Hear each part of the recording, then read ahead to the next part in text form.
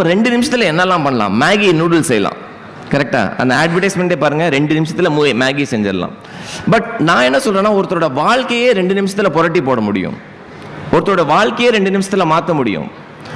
நான் ஒரு 4 நிகழ்வுகளை சொல்கிறேன். 2013 என் வாழ்க்கையில் வந்து ரொம்ப இம்பார்ட்டண்ட்டான ஒரு வருஷமாக பார்க்குறேன் நான். ஏன்னா அது வரைக்கும் எப்படின்னா, நான் இன்ஃபோசிஸ்னு ஒரு நிறுவனத்தில் ஹெச்ஆரில் இருக்கேன். 23 வருஷமாக ஒரே கம்பெனியில் இருக்கேன். அப்படி பார்க்காதீங்க, நிறைய கம்பெனியில் வேலை கிடைச்சாலும் அந்த கம்பெனி எனக்கு பிடிச்சதுனால அங்கே இருக்கேன். பாவம் அங்கே ஒருத்தர், ஐயோ பாவம் வேலையே கிடைக்கல போல அப்படின்றாரு. இல்லை, அப்படி இல்லை, நல்லா தான் வேலை செய்வேன். 2013 வரைக்கும் என்னோட வாழ்க்கை எப்படின்னா, ஃபாஸ்ட் ப்ரொமோஷன் வாங்கணும், நிறைய சம்பாதிக்கணும், பெரிய கார் வாங்கணும், எவ்வளோ பெரிய வீடு வாங்கணும், இப்படி தான். இப்போ எனக்கு இந்த பர்ஃபார்மன்ஸ் ரேட்டிங் கிடச்சி வேற யாருக்காவது அதை விட பெட்டராக கிடச்சா ஏன்டா அவனுக்கு கொடுத்த அப்படின்ற ஒரு கோவத்தோடயே இருப்பேன் நான். ஒரு மேடையில் நான் பேச போயிருக்கேன். மேடையில் பேசும்போது கீழே ஒருத்தர் முரட்டு மீசை வச்சுட்டு ஒருத்தர் உட்காந்துருந்தார். அவர் பேர் நக்கீரன் கோபால். அவர் கீழே உட்காந்துருந்தார். பேசி முடிச்சுட்டு கீழே இறங்கினோடனே என்னை கூப்பிட்டாரு. தம்பி, அருமையாக பேசுகிறீங்க தம்பி, அருமையாக பேசுகிறீங்க, நீங்கள் ஒரு தொடர் எழுதணும் தம்பி அப்படின்னாரு. எழுதுறதா? எனக்கு வாயில தான் வடை சுட தெரியும், எழுதுறது சுத்தமாக வராது. அதுவும் ஆங்கிலத்திலேயாவது எதாவது எழுதினா, தமிழ்லாம் வாய்ப்பே இல்லைண்ணே அப்படின்னேன். ஐயா ரொம்ப ஈஸி தம்பி, நீங்கள் பேசுகிறீங்க பார்த்தீங்களா, அது அப்படியே தொடராக எழுதுங்க அப்படின்னாரு.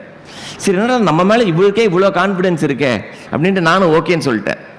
நான் என்ன நினச்சேன், நக்கீரன் வாரத்துக்கு ஒரு முறை வரும்னு நினச்சேன். அப்புறம் தான் எங்கள் அப்பா சொன்னார், வாரத்துக்கு அது 2 முறை வரும். 2 முறைக்கு என்னடா எழுதுறது, நம்மளுக்கு எழுத்தாளர்லாம் கிடையாது. அவர் திருப்பி ஒரே ஒரு விஷயம் தான் சொன்னார், நல்ல இன்ட்ரெஸ்டிங்காக பேசுகிறீங்க, அதே மாதிரி எழுதிருங்க, சூப்பராக வரும்.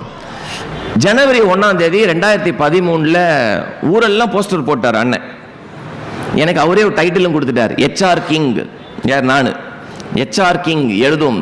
தொடரே சூப்பராக இருந்துச்சு, விஜயசாந்தி படம் மாதிரி. இதுதான்டா போலீஸ்னு ஒரு படம் நடிச்சாங்கல்ல, அது மாதிரி. என் தொடரோட பேர் நண்பா நீதான் ஹீரோ, இதுதான் தொடரோட பேர். அதுவும் அண்ணனே வச்சுட்டார், நீ தொடர் மட்டும் எழுது, டைட்டிலை நான் வச்சிடறேன் அப்படின்னார். ஊரெல்லாம் போஸ்டர் இருக்கா. எங்கள் ஆஃபீஸில் ஒரு இந்திக்கார பையன் இருந்தான். அவன் பார்த்தான், என்னோட போஸ்டர்லாம் உட்காந்து வெளியில் இருந்துச்சு. அப்போ தான் அண்ணன் வந்து இந்த பெரிய ஸ்கேண்டல், நித்யானந்தா ஸ்கேண்டல் வெளியில் வந்த டைமு. நானும் எதுலேயும் சிக்கிட்டேன் போல அப்படின்ட்டு அந்த இந்திக்கார பையன் எனக்கு ஃபோன் பண்ணுறான், டேய் நல்லா இருக்கியாடா, எதாவது மாட்டிக்கிட்டியாடான்னு. அப்புறம் அவன்கிட்ட சொல்லணும், டே நான் தொடர் எழுத போகிறேன்டா அப்படின்னு சொல்லி அது ஒரு தொடராக எழுதினேன். நண்பா 52 வாரம் சிறப்பாக போச்சு அந்த தொடர். அப்போ அந்த 2 நிமிஷத்தில் என்ன ஆச்சுன்னு பாருங்க. அன்னைக்கு அந்த ப்ரோக்ராமில் அவர் இருந்து அவர் பார்த்து என்னை எழுத்தாளராக மாற்றின பெருமை நக்கீரன் கோபாலன் எனக்கு உண்டு. இப்போ விஷயம் அது கிடையாது. அதில் ஒரு 6வது சாப்டர், ஒரு சாப்டரில் என்ன எழுதியிருந்தேன்னா, நம்மளுடைய லைஃப்பில் யாரெல்லாம் நமக்கு எந்த விஷயம் நல்லா வருமோ அதில் நம்மளுடைய கெரியரை பில்ட் பண்ணிக்கிட்டோம்னா நீ சந்தோஷமாக இருப்பேன்னு எழுதியிருந்தேன். இப்போ நம்மள பல பேர் வேலைக்கு போகிறோம். இதில் யாருக்கெல்லாம் திங்கக்கிழமை காலையில் துள்ளி குதிச்சுட்டு வேலைக்கு போகிறோம் அப்படின்றவங்க கை தூக்குங்க பார்க்கலாம். ஒரு 1 2 3 4 5. யாரெல்லாம் திங்கக்கிழமை பார்த்தாலே ஐயோயோ ஆஃபீஸ்க்கு போகணுமா, அதுதான். இப்போ 2 கேட்டகரி தான் இருக்கும். இந்த 2வது கேட்டகரியில் இருக்கவங்கலாம் எப்படின்னா, சராசரியாக 30 வயசில் கல்யாணம் பண்ணி ஒரு 2 குழந்தைய வச்சுட்டு சென்னைக்கு மிக அருகில் ஒரு அப்பார்ட்மெண்ட் வாங்கி அதுக்கு ஒரு 20 வருஷம் லோன் வாங்கி அந்த லோனுக்காக லோன் வேலை செஞ்சு அடுத்த 45-50 வயசில் நம்ம பசங்களுக்கு நம்மளே அட்வைஸ் கொடுப்போம். எனக்கு மட்டும் இது அப்பயே தெரிஞ்சிருந்தா நான் என்ன பண்ணியிருப்பேன் தெரியுமா? ஒன்றும் பண்ணியிருக்க முடியாது. ரைட்? அப்போ என்னுடைய கோர், நான் ஸ்டூடெண்ட்ஸ் கிட்ட என்ன பேசுகிறேன்னா, டே எவனோ ஏதோ ஒரு விஷயத்த சொல்கிறான்றக்கா படிக்காத, உனக்கு பிடிச்ச விஷயத்த படி, உனக்கு பிடிச்ச வேலையை செய், அந்த பிடிச்ச வேலையில் கிடைக்கிற சம்பாத்தியம் இருக்கு பாரு, அது சூப்பர் அப்படின்னு நான் எழுதியிருந்தேன். அதான் அந்த 6வது தொடர் 6வது வாரத்துக்கான கதை அம்சம் அதுதான். இதை கேட்ட என்னோட ஃப்ரெண்டு ஒருத்தர் ஒரு ஆளை கூட்டிகிட்டு வந்திருந்தார். அவர் என்ன சொன்னார், இந்த பையனுக்கு வந்து கொஞ்சம் கஷ்டப்படுறான், செட்டிநாடு ஹாஸ்பிட்டல் ஒரு ஹாஸ்பிட்டலில் ஏசி மெக்கானிக்காக வேலை செய்கிறான், காலையில் 4-5 காரை துடைப்பான் அந்த பையன். ஆனால் இவனுக்கு அப்பா ஒரு பேரலைட்டிக் பேஷண்ட்டு, தங்கச்சி இருக்காங்க, தங்கச்சியை படிக்க வைக்கணும், இவன் எக்ஸ்ட்ராவாக ஏதாவது பணம் சம்பாதிக்கணும்னு பார்க்குறான், கொஞ்சம் கவுன்சில் பண்ணேன் அப்படின்னு. அப்போ நான் அவனும் ஒரு கப் டீ வாங்கி ஒரு 2 நிமிஷம் அவன் கூட உட்காந்து பேசினேன். நான் கேட்டேன், உனக்கு என்னெல்லாம் தம்பி பிடிக்கும் அப்படின்னு கேட்டேன். அவன் நிறைய விஷயம் சொல்லிட்டு வந்தான். அதில் 2 விஷயம் இன்ட்ரெஸ்டிங்காக இருந்தது.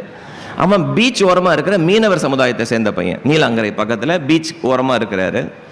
அங்கேயே ஜிம்லலாம் ஒர்க் பண்ணுவாரான். ஜிம்னா பெரிய ஜிம் கிடையாது, பீச் ஓரமாக அந்த கிராஸ் பார்லாம் போட்டு பீச்சில் நடப்பார், ஓடுவார். அவருக்கு ஃபிட்னஸ் ரொம்ப பிடிக்கும். 2வது அவருக்கு அனிமல்ஸ்னால் ரொம்ப பிடிக்குமா, நாய் பூனை இதெல்லாம் ரொம்ப பிடிக்கும். அப்புறம் என்ன பண்ணார், ஈசிஆரில் இருக்க இந்த வெட்டினரி கிளினிக்லாம் இருக்குல்ல, டாக்டருங்க நாய்க்கு ஊசி போடும்போது நாயோட காலை பிடிச்சிக்கிறது, அது மாதிரி வேலை, கம்பவுண்டர் வேலை பார்ப்பார். அப்படி செஞ்சால் ஒரு நாளைக்கு 200 ரூபா 250 ரூபா பிடிக்கும், அவருக்கு வந்து கிடைக்கும். அப்போ என்கிட்ட சொன்னது எனக்கு எக்ஸசைஸ் பண்ண பிடிக்கும், நாய் பூனைனா எனக்கு ரொம்ப பிடிக்கும் அப்படின்னு. அப்போ நான் சொன்னேன் ஒரு வாரம் கழிச்சுவா நம்ம திருப்பி மீட் பண்ணலாம் அப்படின்னு நினச்சேன். நான் ஒரு அப்பார்ட்மெண்ட்டில் தங்கியிருந்தேன். அப்போது இந்த அப்பார்ட்மெண்ட்டில் பார்த்தீங்கன்னா நிறைய பேர் நாய் வாங்குவாங்க. நம்ம ஊரில் பார்த்துருக்கீங்களா, நம்ம ஊர் இந்தியன் டாக்ஸ் யாருமே வாங்க மாட்டாங்க. லேப்ரடார், ரஷ்யாவில் வளர்க்க போகிற அந்த குளிர் பிரதேசத்தில் வளர்கிற நாயை சென்னைக்கு கொண்டு வந்திருப்பாங்க. சென்னையில் 3 கிளைமேட் தானே இருக்குது, ஹாட்டர் ஹாட்டஸ்ட். இதை தாண்டி நம்மளுக்கு என்ன கிளைமேட் இருக்குது? அந்த நாயெல்லாம் பல நாய் நீங்கள் வந்து பார்த்தீங்கன்னா நாயை வாங்கி அது பண்ணி மாரி ஆகிடும். அது எக்ஸசைஸ் பண்ணுறதுக்கு யாரும் கூடும், சண்டை இருக்கும், இன்னைக்கு நீ வாக்கிங் கூப்பிட்டு போ அப்படின்னு. அது மாதிரி எங்கள் அப்பார்ட்மெண்ட்டில் ஆப்போசிட்டில் இருந்த ஒருத்தர் டெய்லியும் அவரும் அவங்க ஒய்ஃபை சண்டை போட்டுப்பாங்க, இன்றைக்கி ஒன் டர்ன் நீ தான் நாயை வாக்கிங் கூப்பிட்டு போகணும் அப்படின்னு. அப்போ நான் யோசித்தேன், இந்த பையன்கிட்ட கேட்டேன், இந்த பாரு எங்கள் ஏற்ற வீட்டில் ஒருத்தங்க நாய் வச்சுருக்காங்க, அந்த நாயை டெய்லி நீ வாக்கிங் கூப்பிட்டு போ, அதுக்கு ஒரு அமௌண்ட் வாங்கலாம் அப்படின்னு. அவன் என்ன லூஸ் மாதிரியே பார்த்தான், நீ லூஸா, நீ நாயை வாக்கிங் கூப்பிட்டு போகிறதுக்கு யாரா பைசா கொடுப்பா அப்படின்னு. ஏன்னா அப்போ காரை கழுவுறதுக்கு பைசா வைக்கும் போது இது கேட்டு பார்க்கலாமே. நான் என்ன பண்ணேன், அவனை கூப்பிட்டு வச்சு, என்னோட ஃப்ரெண்டு தான் அவர், இதை பாருங்க இவர் வராரு, இவர் டெய்லி உங்கள் நாயை வாக்கிங் கூப்பிட்டு போவார், காலையிலையும் சாயங்காலம் வாக்கிங் கூப்பிட்டு போவார், எவ்வளோ பே பண்ணுவீங்கன்னு கேட்டேன். 1500 ரூபா தரேன்னாரு, ஒரு நாய்க்கு 1500 ரூபா தரேன்னாரு. பையனுக்கு சூப்பர் சார், செம்ம டீல், இந்த டீலிங் நல்லா இருக்கு சார் அப்படின்னு. இப்போ 1500 ரூபா கிடச்சிருச்சு. எனக்கு வந்து ஒரு 1/2 கிலோ ஸ்வீட் வாங்கி கொடுத்தான். சார் சூப்பர் சார், ரொம்ப நன்றி சார். அடுத்து என்ன பண்ணால், எங்கள் அப்பார்ட்மெண்ட் அசோசியேஷனில் இது மாதிரி நாயை வாக்கிங் கூப்பிட்டு போகிறதுக்கு ஒரு ஆள் இருக்காரு, யாரெல்லாம் ரெடியாக இருக்கீங்கன்னா, எங்கள் அப்பார்ட்மெண்ட்டுக்குள்ளே 32 பேர் நாய் வச்சுருந்தாங்க, அதில் 12 பேர் நாயை கொடுத்துட்டாங்க. அப்பா சாமி நீ கூப்பிட்டு போ, 1500 ரூபா கொடுத்துட்றேன் அப்படி.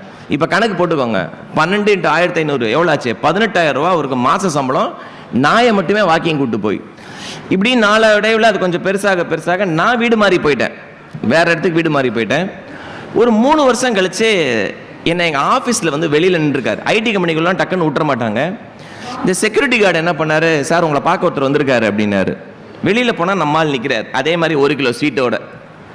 என்னடா எப்படா இருக்கேன்னு, அண்ணே சூப்பராக இருக்கேண்ணே, பஜாஜ் பல்சர் பைக் ஒன்று வாங்கியிருக்கேண்ணே அப்படின்னாரு.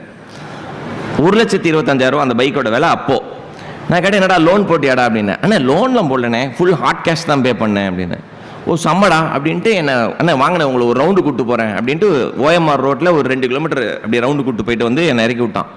அப்போ நான் கேட்டேன், எப்படா அந்த நாயெல்லாம் வாக்கிங் கூப்பிட்டு போறியே, எப்படா போகுதுன்னு. அண்ணா இப்போ நம்மக்கிட்ட ஒரு 127 நாய் இருக்குண்ணே அப்படின்னா. நான் சொன்னேன் 127 நாயா, 127 நாய் எப்படா வாக்கிங் கூப்பிட்டு போகிறேன். அண்ணே நீங்கள் ஐடியா கொடுத்தீங்கண்ணே, நானா டெய்லி கூட்டிகிட்டு போக முடியும், அதனால் இப்போ 20 ஸ்டாஃப் ரெக்ரூட் பண்ணியிருக்கேண்ணே, 20 பேர் வச்சுருக்கேன், 18 பேர் ஃபுல் டைமா, 2 பேர் வந்து பேக்கப்பா. எதுக்குடா பேக்கப் அப்படின்னா, இல்லைண்ணா இந்த பசங்க டக்குன்னு லீவ் போட்டால் கஸ்டமர் அப்செட் ஆகிடுவாங்களேண்ணே, அதனால் டக்குன்னு போயிடுவேண்ணே, அதனால் ஆரம்பிச்சிட்டேண்ணே. ஒரு நாய்க்கு இப்போ 1500 ரூபாண்ணே, இந்த பசங்களுக்கு 300 ரூபா கொடுத்துட்றேண்ணே, மீதி பைசா நமக்கு தான் நிற்கிது, நல்லா இருக்கண்ணே இந்த பிஸ்னஸ் அப்படின்னா. ஆஹா சூப்பர்ரா அப்படின்ட்டு, டேய் ரொம்ப சந்தோஷம்டா, ரொம்ப ஹாப்பிடான்னு நான் அப்படி போகிறேன். என்னை கூப்பிட்டான், அண்ணே நான் கூட ஐடி கார்டு கொடுத்துருக்கேண்ணே, நீங்கள் போட்டிருக்க மாதிரியே. நான் ஐடி கம்பெனிலாம் பார்த்தீங்கன்னா நாய் சங்கிலி மாரி ஒன்று மாட்டியிருப்போம். நான் கூட ஐடி கார்டு கொடுத்துருக்கேண்ணே அப்படின்னா. ஐடி கார்டு கொடுத்துருக்கியா, எதுக்குடா ஐடி கார்டு? அண்ணே நாய் திருட்டு பயங்கர பிரச்சனைன்னு, டக்குன்னு நான் வேற எவனாவது வந்து நாயை கூப்பிட்டு போயிடக்கூடாது, அதனால கஸ்டமர்கிட்ட தான் சொல்லியிருக்கேன், என்னோட கம்பெனி என்னோட ஐடி கார்டை காமிச்சாதான் உனக்கு வந்து நாயே கொடுக்கணும் அப்படின்னு. ஃபைனலாக ஒன்று கேட்டாமல் பாருங்க, அங்கே தான் வந்தான் நம்மாள். அண்ணே இந்த ஐடி கம்பெனியில் இருக்கீங்களேண்ணே, எனக்கு ஒரு சின்ன ஹெல்ப் ஒன்று பண்ணுங்கண்ணே. என்னடா, எனக்கு ஒரு வெப்சைட் போடணுண்ணே அப்படின்னா. என்னடா அண்ணா, இல்லைண்ணே எனக்கு ஃப்ரெண்டு ஒருத்தர் சொன்னார், www.dogwalker.com அப்படின்னு அவருக்கு வெப்சைட் வேணுமா. ஓகே நினச்சி பாருங்க, நக்கீரன் கோபாலண்ணா ஒரு வாய்ப்பு கொடுக்குறாரு, நம்ம அது தொடராக எழுதுறோம். நான் எழுதின தொடரெல்லாம் யாருங்க படிச்சிருக்க போறா? அந்த புத்தகம் இருக்கு அங்க, அதை பார்த்தா எனக்கே நானே ரொம்ப சோகமா இருக்கிறேன். வெளியில அண்ணன் சொன்னேன், அண்ணன் வேற படத்தை மட்டும் மாத்திருவோண்ணே அப்படின்னு. அதுல 6வது பாகத்தை அதை ஒருத்தன் படிச்சு அதை என்கிட்ட கேட்க போய் இன்னைக்கு நம்ம ஆந்திரப்பனரா இருக்கான். ஆக ஒரு விஷயம் தான், நம்ம ஒரு புத்தகம் படிச்சா கவர் டு கவர் படிக்கணும்னு அவசியம் கிடையாது. 400 பக்கம் இருக்கிற புத்தகத்துல 399 பக்கம் யூஸ்லெஸ்ஸா இருந்தா கூட ஒரே ஒரு பக்கம் உங்க வாழ்க்கையை மாத்திரும், ஒரு பக்கம் உங்க வாழ்க்கையை புரட்டி போட்டுரும். அதான் அந்த 2 நிமிஷம் ஸ்டோரி. முதல் 2